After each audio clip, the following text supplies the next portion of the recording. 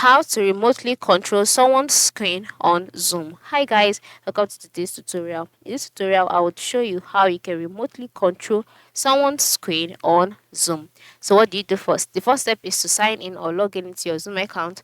Once you're logged in, you'll be brought to the home page automatically. Then on this home page, you would see some icons by the left side, meetings etc. Select meetings and then start your meeting. After starting your meeting, you will go to the meetings page that you can see on my screen. And then once you're on this page, move to the lower part of the screen where you can see the meeting controls button. Now once you can see all of these, you can see the mute, you can see share screen etc. And the next step is to select participant.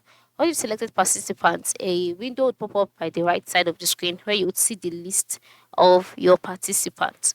So you will notice that if you're a participant and not the host of your meeting, and then you are viewing another participant's screen share, all you need to do is to click on the view options button. All right.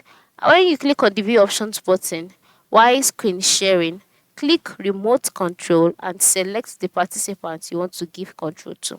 Now, what I'm trying to say is that while you're sharing your screen, all right, now this is the share screen option. While you are sharing your screen, you'll see the view options button. Okay, you see the view options button. Once you see it, click on it. Once you click on it, you would see a box being displayed. In the box, click remote control. And then once you click remote control, you will be asked to select the participants you want to give the control to. And then once you've selected the participant who is screen sharing will the that is me, I'll be able to give the participant remote control.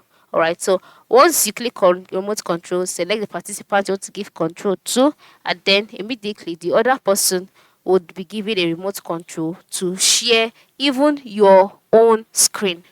All right, to share your own screen. Now the same thing applies to you if you're a participant and the host wants to share wants to give you remote control. That's how it works.